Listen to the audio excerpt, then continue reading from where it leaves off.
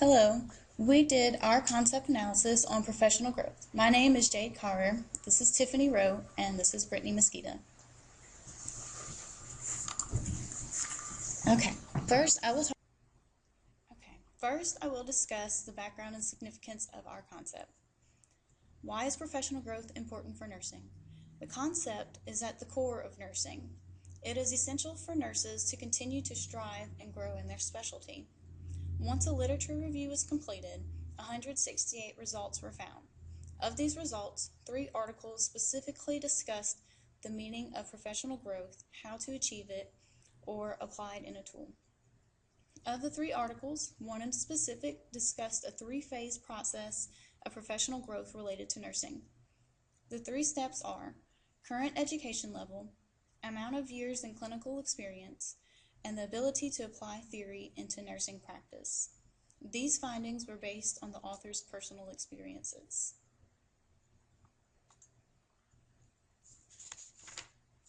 Okay, next is the meanings and published work. Patricia Benner's Philosophy of Nursing provides an outline of growth for nurses. She describes 5 levels of competency. These are novice, advanced beginner, competent, proficient, and expert. The requirements for each level are not solely based upon the amount of time the nurse has practiced, but rather the nurse's familiarity with situations, decision making based on intuition instead of rules, and the degree to which the nurse is involved in the client's care. Next, a clinical ladder tool was developed based on Benner's philosophy. The tool was used in clinical practice for 20 years in a nursing facility. The tool consists of 5 levels to achieve based upon accomplishments, education level, and certifications,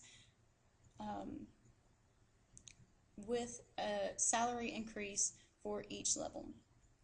The results of this study proved an increase in staff retention and also a notable amount of growth in the staff nurses.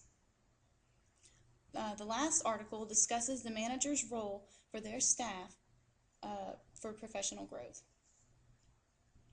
The manager can directly facilitate or inhibit growth based upon their attitude.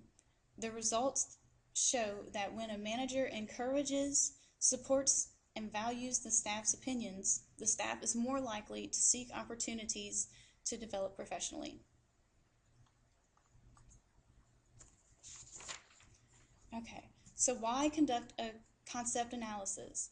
The overall purpose for a concept analysis is to descriptively define all positive elements of a concept or term. It also discusses the similarities and differences between other topics. The process increases the validity of a concept that can be used in a theory. Also, the results of a concept analysis can be used to develop tools or guides. The results of a concept analysis are only tentative, they're not definite, because they are subject to change as time goes on. The results of this analysis on professional growth can act as a reference for nurses who want to grow in their own profession.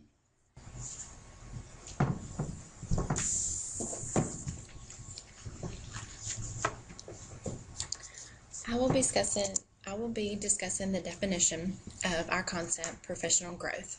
After extensive research, our group found that professional growth can be used interchangeably with professional development. The ANA defines professional growth as a process of active participation in learning activities to enhance professional practice. The ANA goes on to state that professional growth requires a commitment to lifelong learning, and it is essential for nurses to maintain and increase competence in their nursing practice. The defining attributes of a concept are they are to help distinguish and determine what that concept is. The defining attributes of our concept are one's personal and professional goals, one feeling satisfactory and successful within one's personal practice, providing a competent work environment that facilitates professional growth and development, knowledge of professional growth potential, along with one's personal ability to achieve professional growth through active learning and higher education. The theoretical definition that our group devised is active participation in all areas of professional growth and education in order to strive for the overall professional and personal goals of that individual so as to grow and develop their profession. Next, we're going to talk about the cases.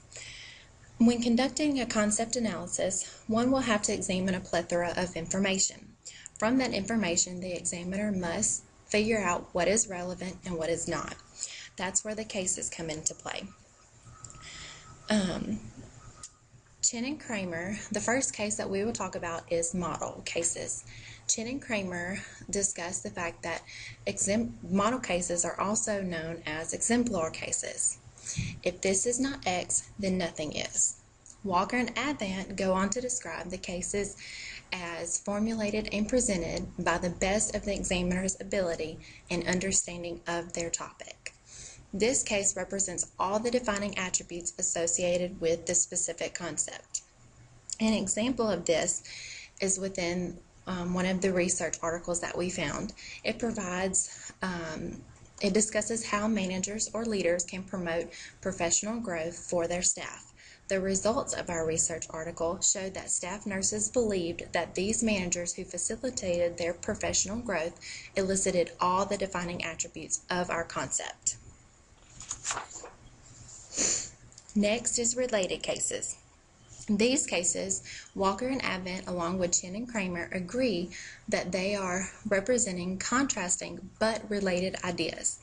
Chin and Kramer point out that there is usually a contrasting word used to label the two related concepts. This conflicting word will help guide the researcher to depict the related topic from the unrelated. When we were searching for relevant articles for our concept analysis of professional growth, we found many growth and development models. Within these models, they are significant to our concept of professional growth. However, they are not relevant to our concept analysis. The word that can separate the relevancy is model. Borderline cases is next. This case is specific to Chin and Kramer. They are derived from a single word that can be used in several different contexts. These are usually metaphoric or illustrative or false uses of the word being analyzed. An example that Chin and Kramer used is the color red. In some cultures, red can metaphorically stand for violence, passion, or anger. In our case for professional growth, we found that there's no other context that one could be used for our concept. The next case is contrary. Chin and Kramer state that contrary cases is one that may be similar in some aspects, however, they represent a significant different concept from the one being analyzed. Walker and Avant go on to state that these cases are clear examples of what the concept is, and the defining attributes are irrelevant to these cases. They suggest that in some instances it can be easier to distinguish what a concept is rather than what it is. An example that we found is in Hallen and Danielson research article. The majority of their participants interviewed said that they were dissatisfied within their profession and denied the ability or opportunity for professional growth. Discouraging their professional development means individuals do not receive the opportunity for career advancement through professional growth. This is not what defines our concept. The defining attributes were irrelevant here.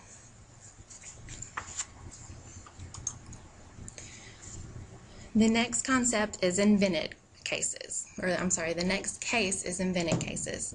This case is specific to Walker and Avant. It is only used when the concept being analyzed is unclear. Walker and Avant state that the invented cases use concrete concepts from ideas outside of one's own experience to further understand the concept being analyzed. Again, our group feels that the concept of professional growth is clearly understood without ambiguity Therefore, in many cases are not needed. The last thing I will discuss is antecedents and consequences. Antecedents are Chin and Kramer and Walker and Advent agree that these are compelling experiences that come before other concepts. In order for one to grow and develop professionally, the antecedents that must take place in our concept of professional growth include a competent workplace that has the means to promote and allow for professional growth, knowledge expansion from one's own educational foundation and background, and one's personal ability to acknowledge and achieve professional growth through active learning and goal setting. The next is consequences. Chin and Kramer state that consequences come after the concept. Walker and Advent go on to state that consequences are considered the outcomes of the concepts. The consequences of our professional growth concept include an expanded knowledge base or achievement of higher degree, sense of empowerment through further education or higher rank position standing, increase in salary, and an increase in autonomy.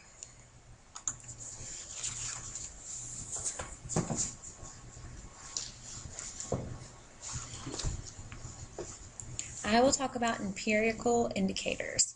Empirical indicators or empirical reference are the final step in concept analysis.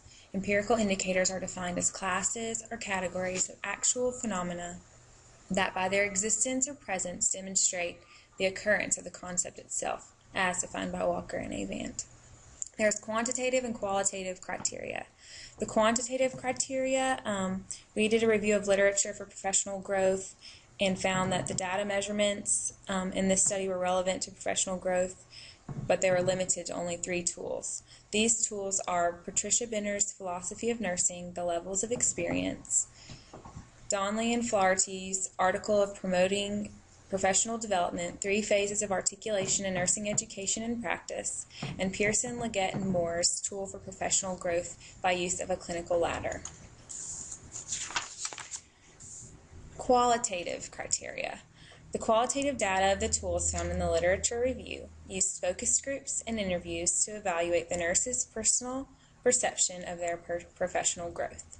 The studies revealed that within the proper working environment, the nurses were able to excel in professional growth aspects and further their knowledge base, career position title, and feeling of self-respect. The defining attributes for qualitative professional growth, as defined by this group, are one's personal and professional goals, feeling satisfactory and successful within one's personal practice, providing a competent work environment, knowledge of professional growth potential, one's personal ability to achieve professional growth through active learning and seeking a higher education. Operational definition includes the specific means for measuring or testing each scientific term within it, as defined by Walker and Advent and Chin and Kramer. They go on to state that the operational definition and or empirical indicators suggest behaviors associated with a concept that can be assessed. Professional growth can be measured objectively by the empirical indicators previously mentioned.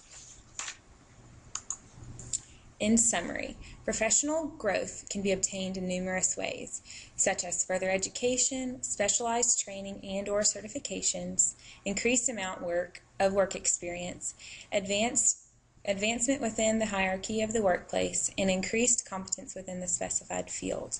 The environment in which a nurse works allows for professional growth to be expanded or maintained only within the ability of the nurse, should the nurse work in an environment or under management that does not encourage growth. Professional growth encompasses many factors to truly reach one's potential, and ultimately is the responsibility of one's self to achieve the highest professional level one desires. Growth is an important aspect within one's chosen career, both personally and professionally. The possibilities of professional growth are endless, given the right work environment. And that is our concept analysis. Here are our references. Thank you.